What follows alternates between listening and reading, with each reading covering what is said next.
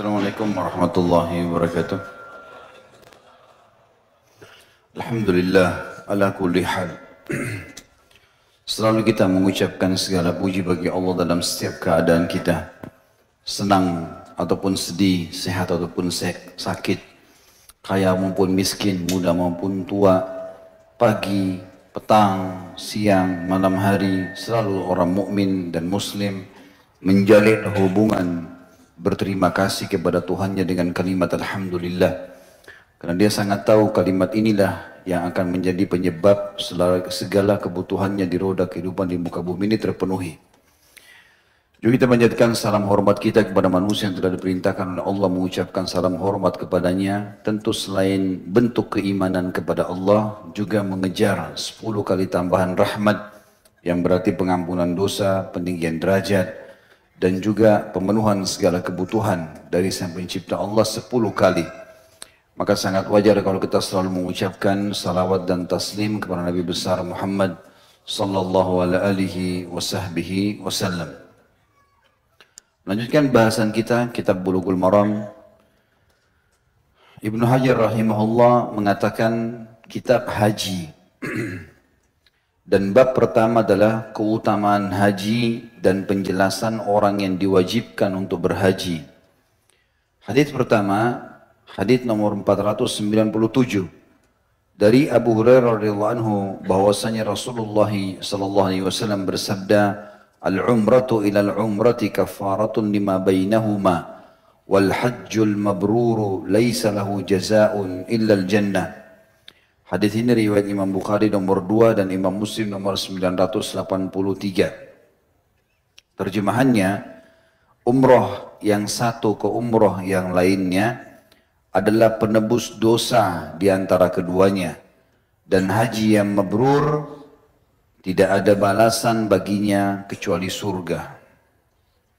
Hadis ini memberikan gambaran kepada kita tentang adanya ibadah umroh dan haji. Haji sifatnya wajib, umroh sifatnya sunnah. Umroh memiliki 5 rukun, sementara haji memiliki 6 rukun. 5 rukun yang pertama haji dan umroh sama. Niat di miqat atau di tempat niat dengan mengucapkan labbaik Allahumma umratan kalau umrah, dan kalau haji labbaik Allahumma hajjan. Dan ini harus di miqat, tempat yang sudah ditentukan oleh Nabi SAW. Bagi masyarakat Asia Tenggara, kayak kita termasuk Indonesia, Malaysia, Brunei dan seterusnya, itu pada saat menuju ke Jeddah dan akan masuk ke Mekah secara langsung, akan mengerjakan umrah atau haji, maka mikotnya Yalamlam. Tepatnya ada di perbatasan Yaman dengan Saudi. Kemudian kalau dari Madinah, maka ada mikot namanya Dzul Khulaifah atau Bir Ali.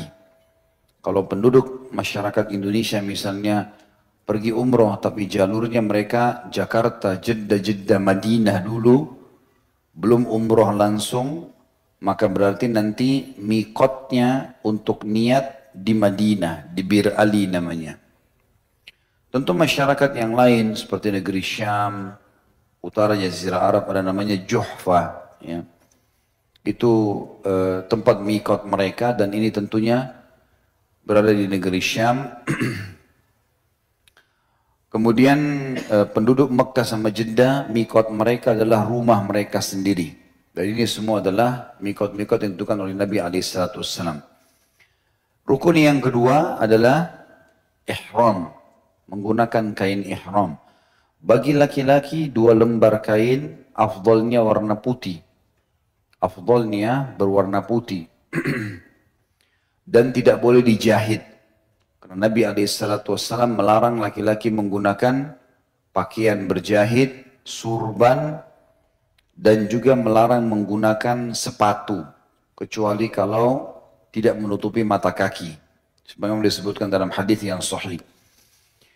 Ihram ini kalau sudah dikenakan dan sudah niat, maka setiap laki-laki tidak boleh menggunakan apapun di badannya kecuali 2 lembar kain. Izar, kain bagian bawah, dan rida, kain bagian atas. Bagi perempuan ihramnya lengkap, seperti umumnya yang dipakai muslimah dengan menjauhi 2 hal. tidak boleh memperlihatkan aurat, dan juga tentu saja tidak boleh menggunakan baju syuhrah. Syuhrah artinya baju yang bisa membuat orang menilai, terlalu menyolok sehingga orang menilai buruk atau membuat lawan jenis jadi terpengaruh. Maka ini harus dihindari. Tentu teman-teman sekalian, niat tadi sudah saya sebutkan, labbaik Allahumma umratan, kalau umrah, labbaik Allahumma hajjan, kalau haji. Kalau untuk kerabat yang sudah meninggal, boleh dihajikan atau diumrohkan. Sesuai dengan hadis Bukhari, pernah ada sahabat waktu akan haji bersama baginda Nabi SAW, dia mengatakan, labbaik Allahumma hajjan an syubrumati.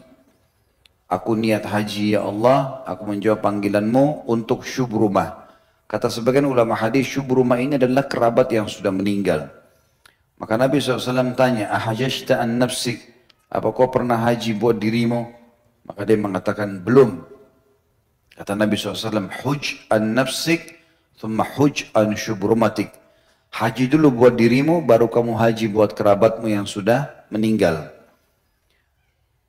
Juga bisa kita umrohkan atau hajikan kerabat kita yang sudah tidak mampu perjalanan, pikun, terkena stroke, atau penyakit yang membuat dia tidak bisa sama sekali mengadakan perjalanan, penyakit kronis, walaupun belum meninggal boleh. Sebagaimana dalam hadis Bukhari Muslim juga disebutkan, ada seseorang sahabat datang kepada Nabi SAW mengatakan, ya Rasulullah, ayahku tidak mampu lagi perjalanan. Nggak bisa umroh, nggak bisa haji, nggak bisa safar. Boleh saya umroh atau haji untuknya? Kata Nabi SAW, boleh. Haji dan umrohlah untuknya. Niatnya kalau tadi untuk kita sendiri, labbaik Allahumma umratan kalau umrah, labbaik Allahumma hajjan kalau hajjah, kalau haji. Kalau untuk kerabat kita bilang labbaik Allahumma umratan an, ditambah an, disebut namanya. Ini kalau haji labbaik Allahumma hajjan an, lalu disebut namanya untuk si fulan. Ya. Dan ini tentu syaratnya kita sudah pernah umroh dan haji sebelumnya. Kalau mau umroh kita sudah pernah umroh, kalau mau haji kita sudah pernah haji. Kalau untuk orang lain. Sementara ihram sendiri, tadi itu niat. Ihram sendiri, saya sudah bilang tadi kalau laki-laki 2 lembar kain, afdolnya putih tapi boleh warna lain. Tidak boleh dijahit. Dan kalau sudah pakai ihram, sudah niat di mikot, nggak boleh lagi ya, menggunakan kain. Ya, apapun itu sifatnya, atau menutup kepala. Atau menggunakan alas kaki yang menutup mata kakinya. Ini tentu semuanya diingatkan untuk tidak boleh dilakukan. Tentu bagi perempuan boleh saja, karena lengkap pakaiannya. Saya sudah bilang syaratnya tidak boleh membuka aurat dan tidak boleh syuhrah. Syuhrah artinya bisa terlalu menyolok warna merah, ya, warna apalah yang akhirnya membuat orang lain menilai negatif atau membuat lawan jenis terpengaruh atau tergoda. Sunnah-sunnah ihram ada. Sunnah ihram itu sebelum kita niat di miqat, mandi ihram. Sebagaimana Nabi SAW melakukan itu. Mandi ihram. Niat dalam hati untuk mandi ihram. Yang kedua memotong kuku. Sunnah. Yang ketiga mencukur bulu ketiak. Yang keempat mencukur bulu kemaluan. Yang kelima mencukur kumis bagi laki-laki.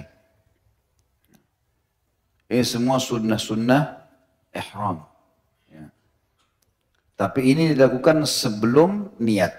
Kalau teman-teman sudah lewat miqat, nggak boleh lagi potong kuku. Ya, tidak boleh lagi cabut bulu di badan. Karena kalau dilakukan maka akan kena dam. Sembelih hewan, kambing, hukumannya. Ini ihram. Ada juga larangan-larangan ihram. Tadi itu sunnah-sunnah ihram. Ada larangannya. Kalau sudah pakai baju ihram, sudah niat, ada larangan. Larangan yang pertama itu, tidak boleh tadi mencabut bulu badan secara sengaja ya. Kalau tidak sengaja beda. Kita lagi garuk kepala, ada rambut yang gugur, itu nggak ada masalah.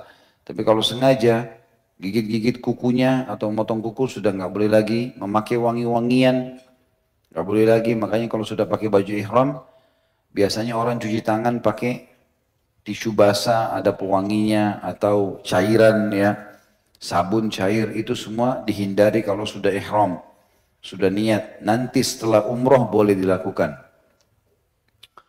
Kemudian juga ada larangan untuk orang yang berihram tidak boleh berkata-kata syahwat walaupun kepada istrinya sendiri. Dia boleh duduk bersebelahan, boleh ngobrol, tapi nggak boleh berkata-kata syahwat. Sebagaimana dikatakan dalam hadis Nabi SAW, siapa yang haji, kalau dibahas haji berarti umrah maksud dalamnya, kemudian dia tidak rafath. Rafath itu mengucapkan kalimat yang mengandung syahwat. Allah juga bilang dalam Al-Quran, "Faman hajjal baita fala rafatha wala fusuka wala jidala fil hajj." Enggak boleh ada rafath, kalimat syahwat, sayang, cinta, rindu, biologis lah, bicara apa saja berhubungan dengan sana, walaupun dengan istri sendiri enggak boleh. Apalagi kalau orang lain. Ya.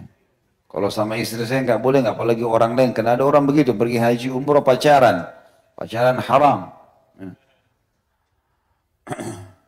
Maka ini tidak boleh. Tidak boleh fusuk. Fusuk menyentuh secara fisik, kayak ciuman dan seterusnya. Dan tidak ada jidal, berdebat-debat, gitu kan. Maka ini termasuk larangan dalam ihram. Orang ihram juga atau muhrim, kalau yang tidak boleh dinikahi, mahram, pakai A. Kalau yang pakai baju ihram, muhrim. Jadi kalau antum bilang sama istri, ini muhrim saya, salah itu. Berarti muhrim itu orang yang pakai baju ihram. Bilang mahram. Mahram artinya yang terharamkan untuk menikah. Kalau muhrim orang yang pakai baju ihram. Orang kalau lagi muhrim tidak boleh menikah, tidak boleh menikahkan, tidak boleh dilamar, tidak boleh melamar. Sampai selesai umrohnya. Sampai selesai lepas dari rukun umroh atau rukun hajinya.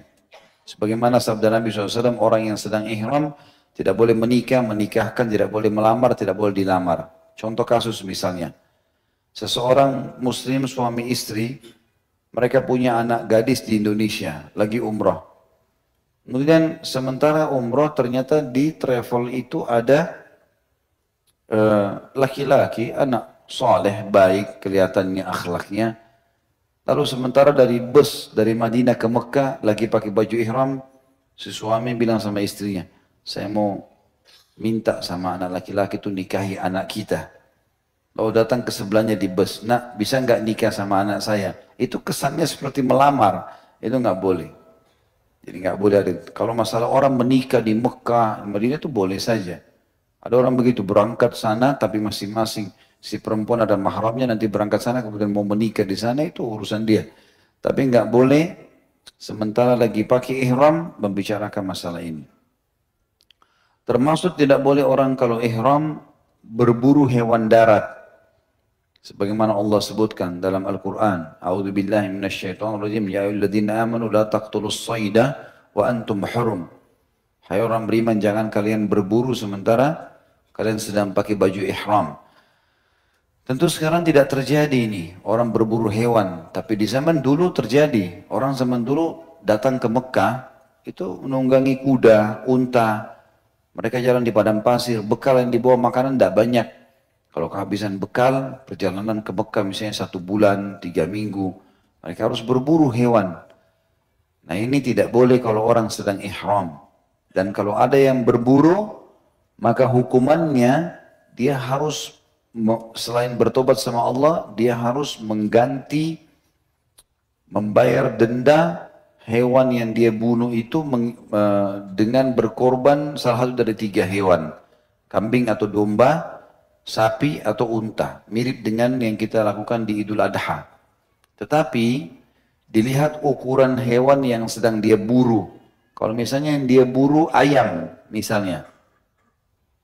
Pokoknya poster tubuh hewan yang dia buru itu lebih kecil dari kambing. Maka berarti nanti dia bayar dendanya kambing. Kalau dia berburu hewan lebih besar dari kambing dan seukuran sama sapi atau lebih kecil, dia nanti kurbannya, dia nanti bayarnya, dendanya sapi. Kalau dia membunuh hewan lebih besar dari sapi, maka dia berkurban dengan, atau dia membayar dendanya dengan unta. Ini termasuk, tentu juga kalau tadi orang sedang ihram itu tidak boleh berbicara syahwat kepada istri, maka lebih lagi kalau berhubungan biologis, ini bisa membatalkan haji. Ya, selama memang masih dalam rukun ini, tidak boleh dia lakukan sampai selesai hajinya. Ini kurang lebih yang terlintas di benak saya masalah larangan ihram. Sementara tutup kepala bagi laki-laki tidak boleh langsung di kepala kayak pakai kopiah atau surban, tapi kalau dia pakai payung karena panas dibolehkan, karena jauh dari kepalanya. Karena itu dilarang oleh Nabi SAW. Dan juga pakai sandal, atau kalau sepatu harus mata kaki kelihatan. Sebagaimana sabda Nabi SAW dalam hadis sahih, ya, pakailah alas kaki yang tidak, ya, pakailah sandal, kalau tidak ada dan harus pakai sepatu, maka dia memotongnya sampai mata kakinya terlihat. Kemudian yang ketiga, rukunnya selain niat ihram, yang ketiga adalah tawaf di Ka'bah dan menjadikan Ka'bah di sebelah kiri. Lalu memulai dari Hajar Aswad, putar. Dari Hajar Aswad ke Hajar Aswad 1 kali. Putar lagi yang kedua, Hajar Aswad ke Hajar Aswad 2. Begitu terus sampai 7 kali. Dan tawaf harus dalam keadaan suci, berwudu, tidak boleh tidak. Harus dalam keadaan suci. Sebagaimana sabda Nabi SAW, at-tawafu bil baiti sholah. Tawaf di rumah Allah itu di Mekah, di Ka'bah adalah sholat. Sama hukumnya dengan sholat, harus dalam keadaan wudu. Cuma bedanya kalau sholat semua rakaat terikat satu sama yang lain. Kayak misalnya kita sholat duhur, pas rakaat ketiga keluarin angin, maaf. Maka harus ulang semua sholatnya kan gitu. Kalau tawaf tidak. Setiap putaran berdiri sendiri. Jadi kalau kita selesai tawaf yang pertama, baru mulai yang kedua, ternyata keluar angin. Maka kita tinggal wudhu, kembali lagi, yang diulangi cuma tawaf yang kedua. Tawaf pertama dihitung sah. Kemudian dalam tawaf ini ada beberapa sunnah-sunnah, diantaranya berlari kecil bagi laki-laki. Kemudian memperlihatkan sisi kanan pundak. Ya, sisi kanan pundak diperlihatkan. Jadi kain ihramnya diputar di bawah ketiak kanan, diletakkan di pundak kiri. Ini 7 putaran. Kemudian sunnah juga mencium Hajar Aswad. Kalau bisa, kalau tidak bisa maka memberikan isyarat dengan telapak tangan sambil mengatakan Bismillahi Allahu Akbar. Gak usah cium jauh. Isyarat tangan saja. Karena itu banyak saya lihat orang kita begitu. Ya. Lagi tawaf entah siapa yang ajarin disuruh cium jauh. Padahal sebenarnya dalam hadis Bukhari dikatakan Nabi SAW waktu di atas untanya, beliau tawaf di atas unta karena zaman dulu tidak ada keramik kayak kita, tidak ada marmer, tanah. Di sekitar Ka'bah itu masih pasir. Beberapa tahun yang lalu juga masih begitu sebenarnya. Maka beliau tawaf di atas unta sambil memberikan isyarat telapak tangan beliau ke arah Hajar Aswad sambil mengatakan Bismillah Allahu Akbar sekali saja.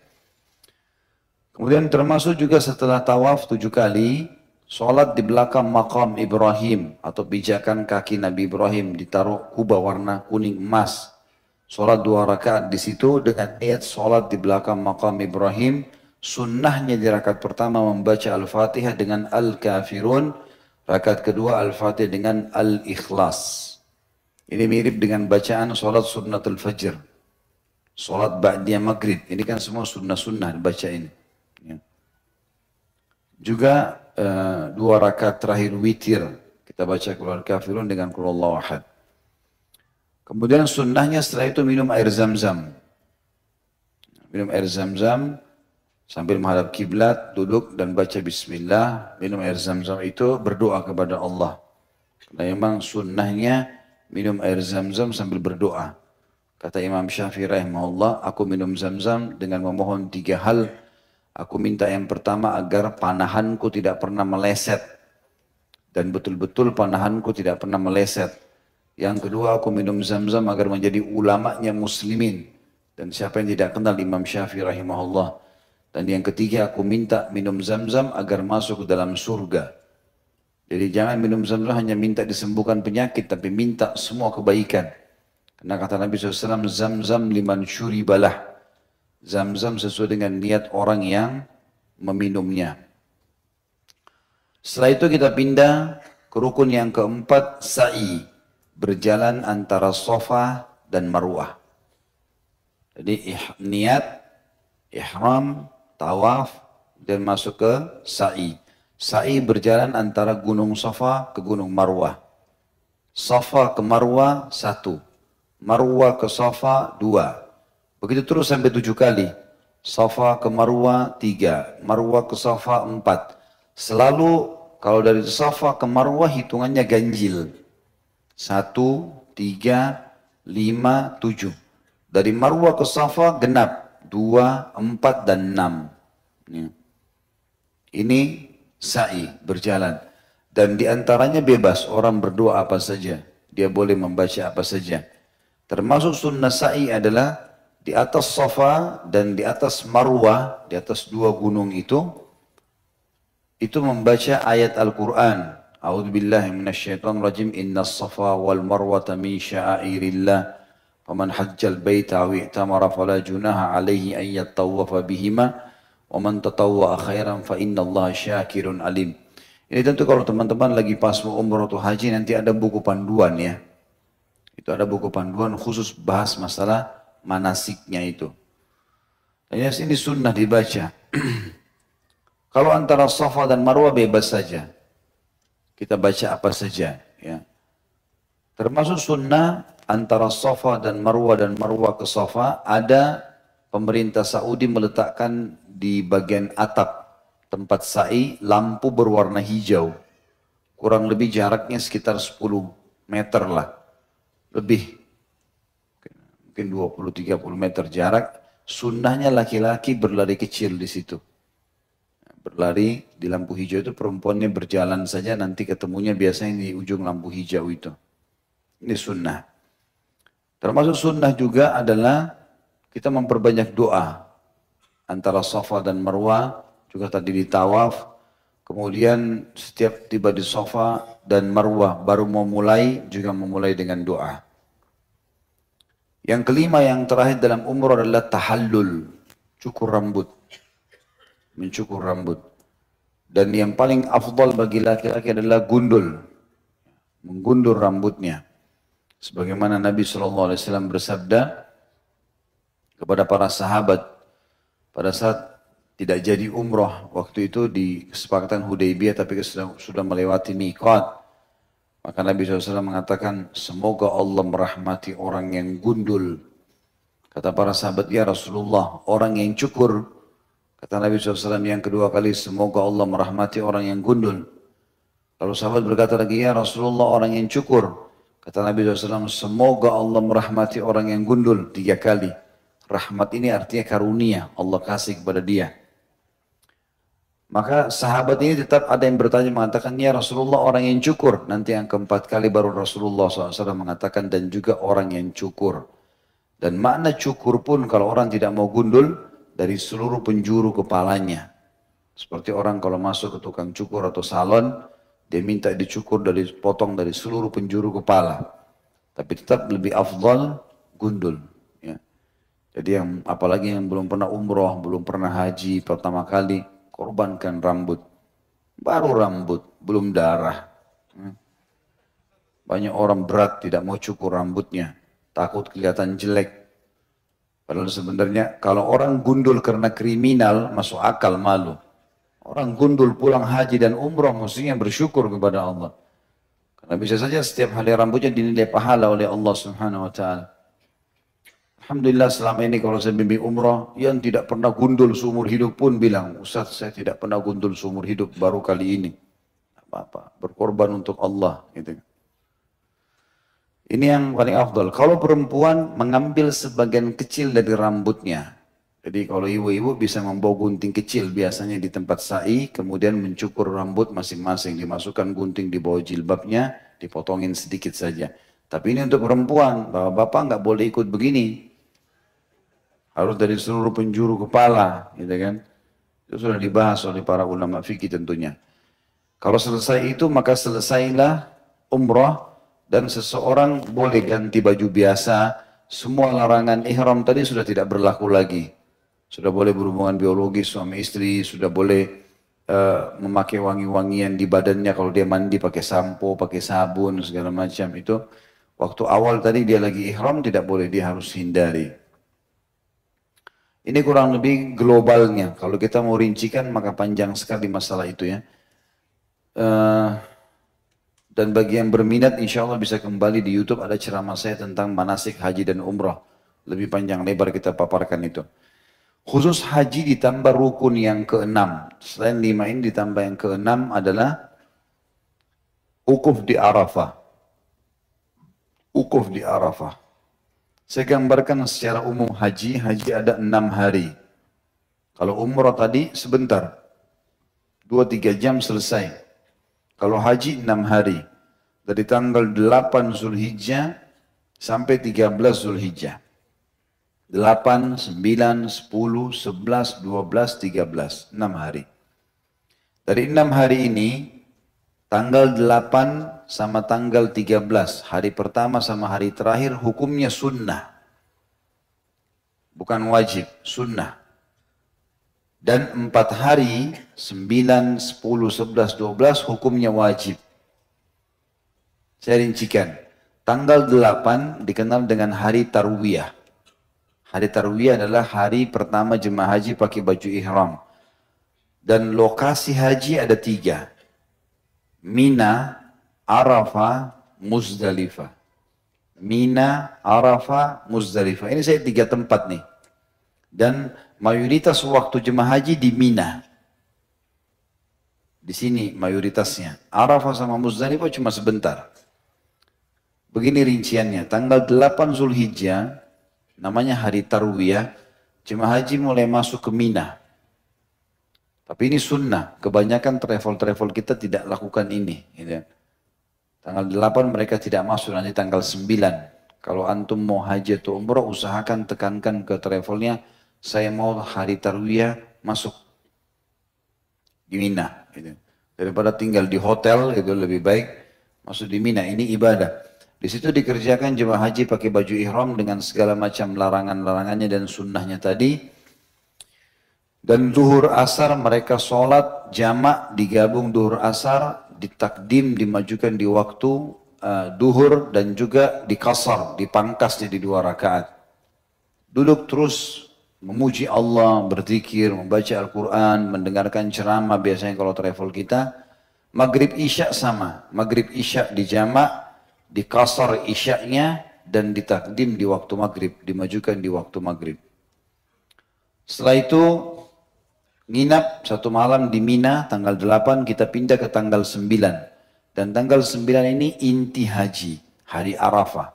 Makanya kita bilang rukun haji itu selain yang 5 tadi ditambah ini. Ini Arafah harus hadir. Kata Nabi SAW, Al-Hajju Arafah. Haji itu Arafah.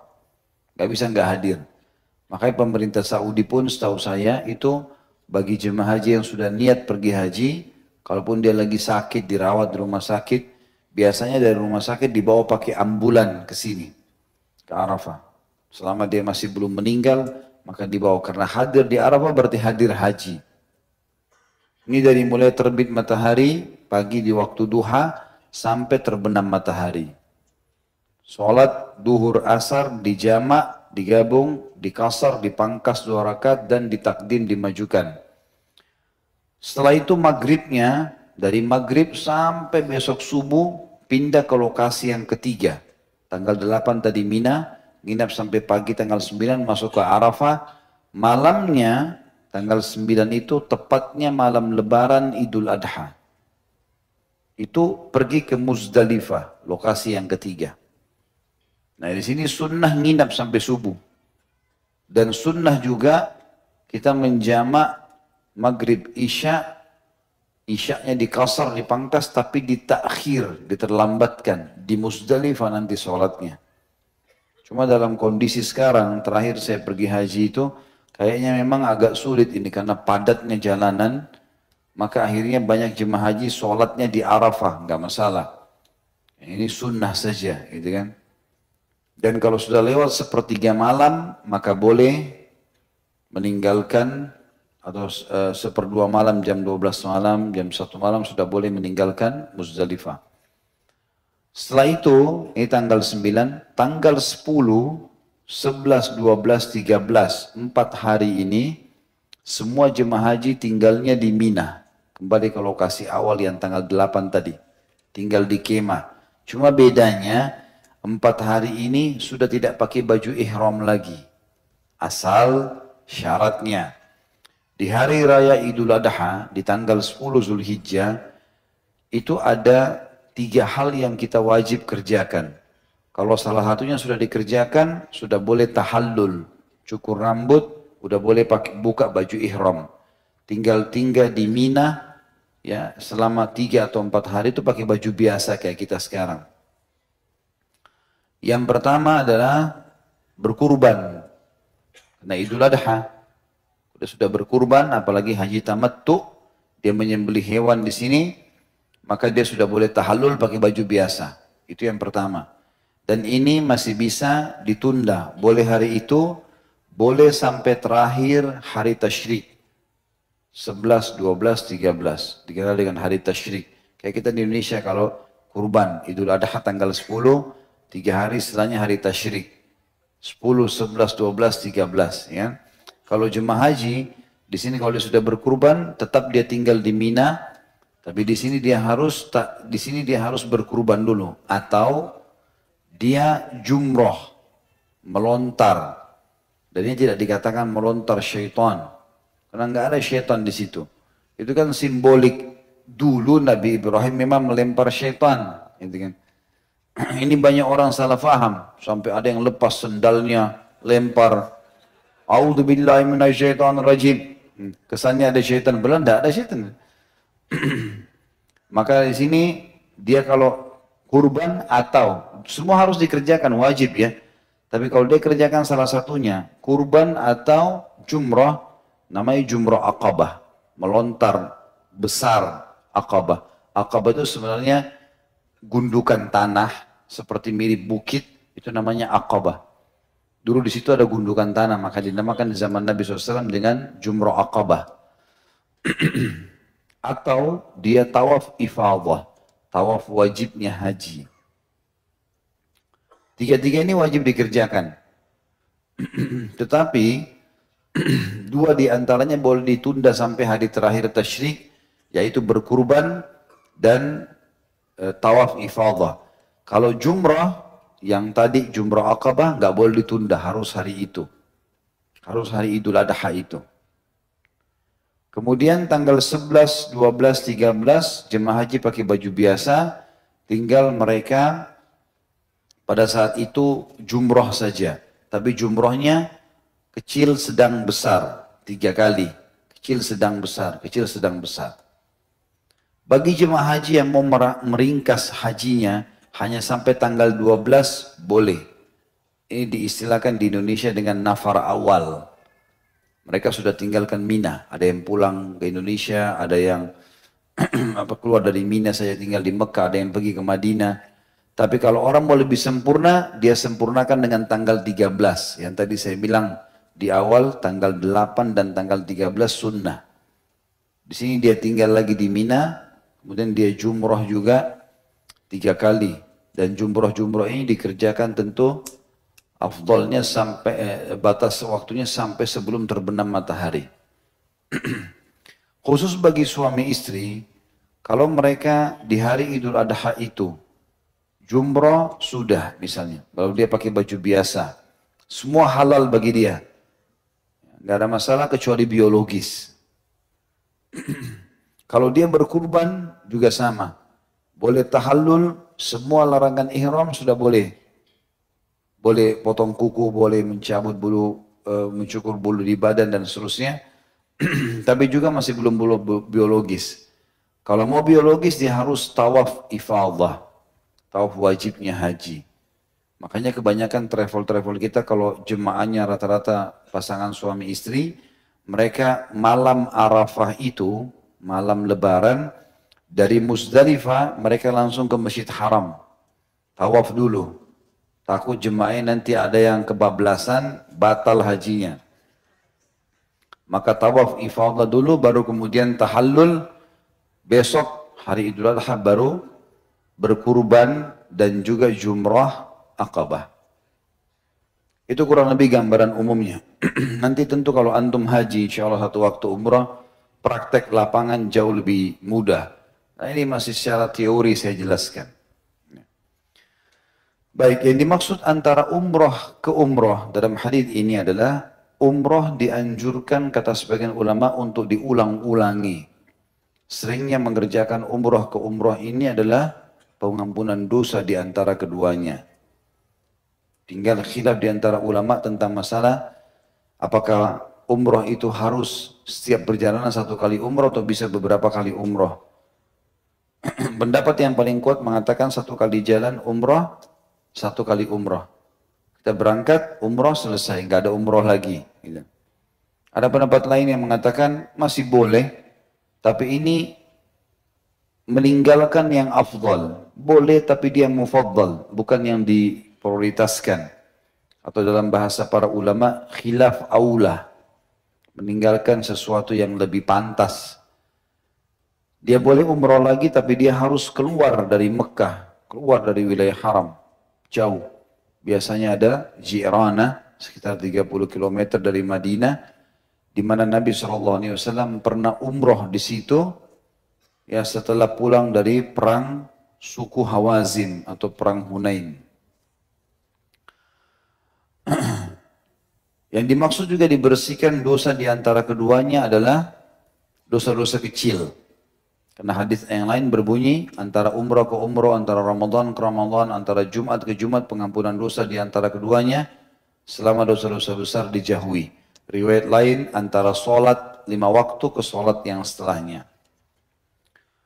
Kemudian haji mabrur dalam hadis ini maksudnya adalah haji yang mengikuti syarat dan rukunnya. Syarat dan rukun, makanya tadi sudah kita sebutkan rukun-rukunnya. Kalau dia penuhi itu semua dengan ikhlas, insya Allah balasannya dikatakan surga. Dan haji mabrur tidak ada balasan kecuali surga.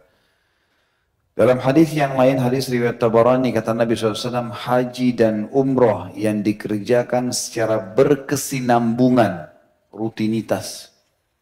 Sering ada kesempatan umroh lagi, haji lagi, terus begitu, setiap kesempatan, maka akan menghilangkan kesusahan hidup dan kemiskinan sebagaimana api menghilangkan karat dari besi. Maka sebagian ulama mengatakan haji dan umrah penyebab kekayaan. Karena Nabi SAW jamin kalau rutin dikerjakan berkesinambungan, setiap ada kesempatan dia selalu lakukan, maka akan membersihkan, maka akan menghilangkan kesusahan hidup dan kemiskinan sebagaimana api menghilangkan karat dari besi. Atha bin Abi Rabah rahimahullah, salah satu ulama tabi'in, umur beliau 100 tahun. Dan beliau haji 70 kali. Artinya 70 tahun haji terus. Setiap tahun. Dan ulama dulu zaman sahabat, zaman tabi'in, mereka menjadikan haji itu ajang bertemu dengan ulama-ulama dunia. Mereka bertemu, mereka berdiskusi. Gitu kan? Memang itu hari yang luar biasa. Allah mencintainya. Bahkan kata Nabi SAW, tidak ada hari yang paling banyak Allah membebaskan manusia dari api neraka dibandingkan hari Arafah.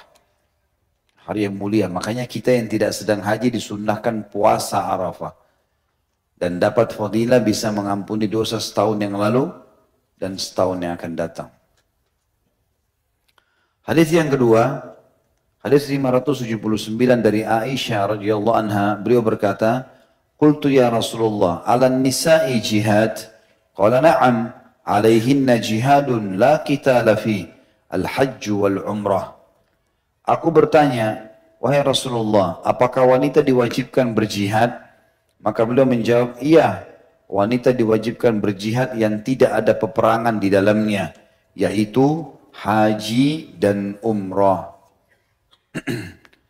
Ini riwayatkan Imam Ahmad dan Ibnu Majah dan lafadznya milik Ibnu Majah dengan sanad sahih. Hadis ini disebutkan oleh Imam Ahmad nomor 165 dan Ibnu Majah nomor 968. Dan tentu saja ini juga sahih sesuai dengan syarat Imam Bukhari. Dan ini juga ditemukan dan disebutkan oleh Imam Bukhari di nomor 164. Hadis ini memberikan pelajaran kepada kita bahwasanya dianjurkannya wanita untuk pergi haji dan umrah. Bahkan bagi mereka pahalanya sama dengan jihad bagi laki-laki. Ya, ini pahalanya besar sekali. Tapi tentu berangkat harus dengan mahram. Tidak boleh berangkat sendiri. Ya, sebagaimana sabda Nabi SAW, bagi wanita yang beriman kepada hari akhir, maka dia tidak boleh mengadakan perjalanan sehari semalam, riwayat lain 3 hari 3 malam, kecuali diikuti dengan mahramnya. Ya. Kalau belum ada mahram, lebih baik dia sabar, menikah atau tunggu anak atau saudara yang bisa bersama. Hadis selanjutnya 580 dari Jabir bin Abdullah radhiyallahu anhuma. Beliau berkata, "Atan Nabiya sallallahu alaihi wasallam Arabiyyun, faqala ya Rasulullah, akhbirni 'anil umrah." awajibatun hi faqala la wa an ta'tamira khairun lak. Seorang Arab Badui mendatangi Nabi SAW dan berkata, wahai Rasulullah, beritahukan kepadaku tentang umrah, apakah wajib hukumnya? Maka beliau bersabda, tidak, namun jika engkau melaksanakan umrah itu lebih baik bagimu. Hadis ini riwayat Ahmad dan Tirmidzi, dan menurut pendapat yang paling kuat hadis ini adalah hadis yang mauquf. Hadis ini tentu diriwayatkan oleh Imam Ahmad nomor 316 dan Tirmidzi 270.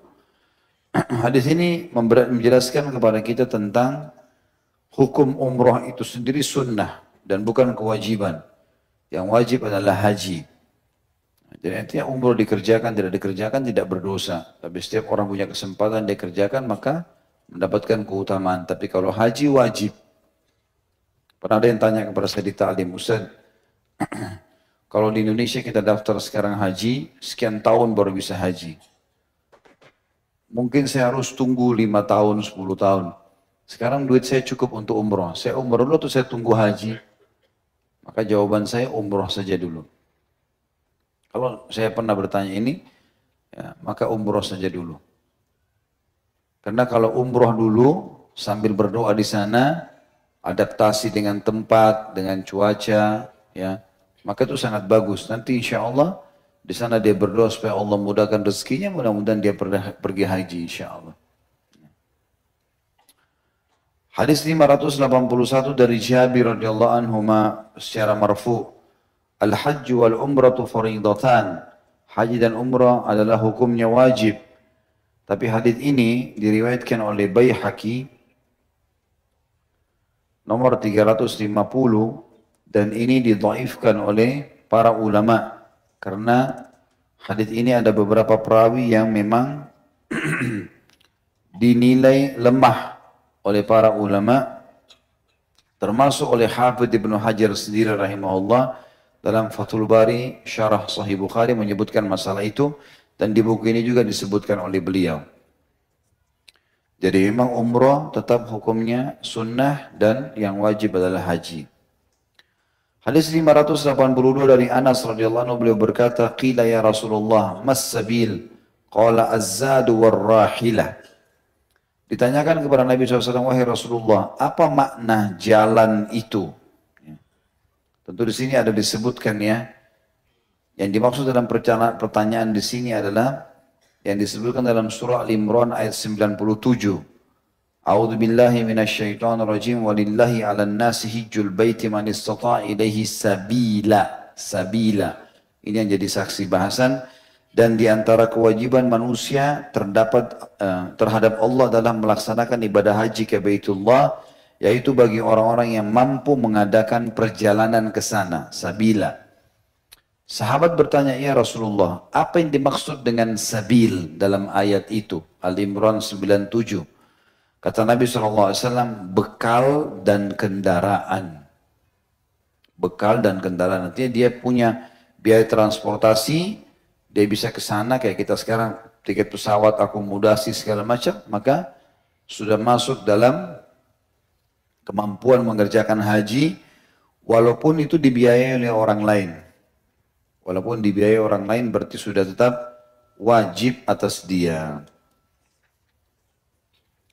Hadis 583. Dari Ibnu Abbas radhiyallahu anhu, anna Nabiy sallallahu alaihi wasallam laqiya raqban birrawha. Faqala manil qaum? Qalu al-muslimun. Faqalu man anta? Qala Rasulullah sallallahu alaihi wasallam. Farafa'at ilaihim ra'atun sabiyya. Faqalat ali hadha hajjun? Qala na'am walaki ajr. Hadis ini riwayat Imam Muslim di nomor 974. Bahwasanya Nabi SAW bertemu dengan satu rombongan di Rawha. Rawha ini dekat sekali dengan wilayah Mekah yang akan masuk untuk haji. Lalu beliau bertanya, siapakah orang-orang ini? Maka mereka menjawab, kaum muslimin. Lalu mereka balik bertanya, siapakah anda? Maka Nabi SAW menjawab, Rasulullah SAW. Lalu seorang wanita mengangkat seorang bayi yang ada sama beliau kepada Nabi SAW dan berkata, apakah anak kecil ini boleh berhaji? Kata Nabi SAW, iya, dan engkaulah yang mendapat pahalanya. Hadis ini keluar sebuah hukum kalau bolehnya anak kecil diajak untuk haji dan umrah. Dan yang panen pahalanya adalah orang tuanya.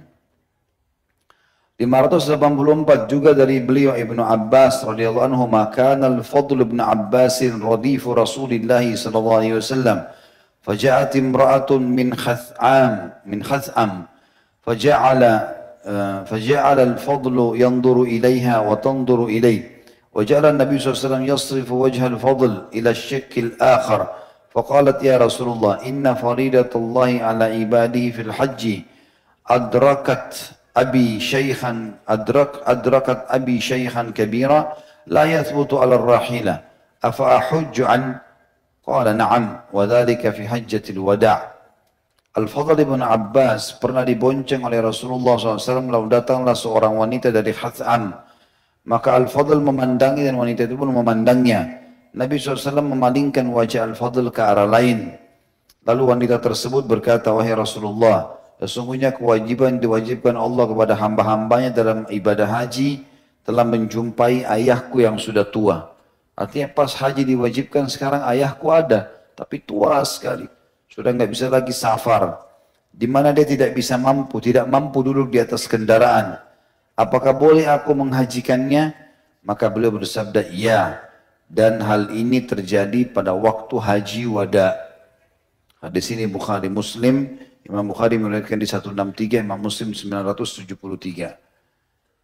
Hadis ini mengeluarkan sebuah hukum tentang bolehnya tadi yang saya bilang di awal, menghajikan atau mengumrohkan orang yang sudah tidak mampu lagi perjalanan. Karena perempuan ini bertanya masalah itu, tapi syaratnya tentu dia sudah pernah haji atau umroh. 585 juga dari beliau atau Ibnu Abbas radhiyallahu anhu, anna imra'atan min Juhaina جاءت إلى النبي صلى الله عليه وسلم فقالت إن أمي نذرت أن تحج فلم تحج حتى ماتت أفأحج عنها قال نعم حج عنها أرأيت لو كان على أمك دين أكنت قاضيته أقد الله فالله أحق بالوفاء. Bahwasanya seorang wanita dari Juhaina nama suku ya, datang kepada Nabi SAW dan berkata, sungguhnya ibuku telah bernadar untuk berhaji. Namun belum berhaji, akhirnya dia meninggal, sampai dia meninggal dunia.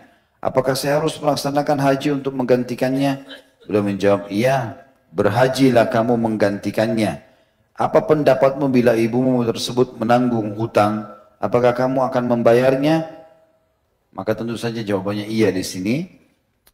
Maka kata Nabi SAW, tunaikanlah hak Allah, karena hak Allah lebih berhak ditunaikan secara penuh. Hadis ini riwayat Bukhari nomor 23. Tadi hadis yang sebelumnya menjelaskan tentang bolehnya haji dan umrah bagi orang tua atau kerabat yang sudah tidak mampu lagi perjalanan. Hadis ini menjelaskan tentang bolehnya orang yang sudah meninggal dunia. Jadi selain hadis yang mengatakan kalau anak Adam meninggal dunia terputus sumber pahalanya kecuali dari 3, sedekah jariyah, ilmu bermanfaat atau anak soleh mendoakan, ditambah dengan haji dan umrah. Karena ada hadis yang menjelaskan tentang masalah itu. Jadi ibunya perempuan ini sudah niat mau haji. Kalau kita sekarang mungkin sudah bayar, ya, sudah bayar, tapi ternyata meninggal dunia sebelum haji. Bolehkah anaknya hajikan? Maka Nabi SAW mengatakan hajikan. Karena itu dianggap seperti utang dia kepada Allah. Dia sudah punya kemampuan. Kecuali orang itu tidak ada mampu, baru niat saja. Baru niat mau haji, belum ada kemampuan yang disiapkan untuk haji, maka itu tidak ada kewajiban bagi dia dan juga bagi ahli warisnya. 586 juga dari beliau, maksudnya Ibnu Abbas radhiyallahu anhu, beliau berkata Rasulullah sallallahu alaihi wasallam bersabda, ayyuma sabiyyin hajja thumma balagal khintha fa alaihi an yahujja hajjatan ukhra wa ayyuma 'abdin hajja thumma u'tiq fa alaihi an yahujja hajjatan ukhra. Siapa saja anak bayi yang telah berhaji kemudian atau anak kecil sebelum mencapai umur balik, maka dia harus berhaji lagi, karena haji yang waktu sebelum balik belum dianggap wajib. Berarti kewajiban hajinya belum gugur selama dia mampu nanti kalau dia sudah dewasa. Dan siapa saja hamba sahaya yang telah berhaji kemudian dimerdekakan, maka dia harus haji lagi. Sebelum merdeka dia pernah haji, sekarang sudah merdeka dibebasin, maka hajinya seakan-akan yang pertama cuma sunnah, yang sekarang masuk dalam kewajiban. Hadis ini sahih riwayatkan Ibnu Abi Syaibah dan Baihaqi. Tadi Ibnu Abi Syaibah menyebutkan di nomor 325 dan Baihaqi di 179. Hadis ini tentu menjelaskan bahwasanya boleh haji dan umrah buat anak kecil, tapi belum dihitung wajib dan belum menggugurkan kewajiban dia setelah itu.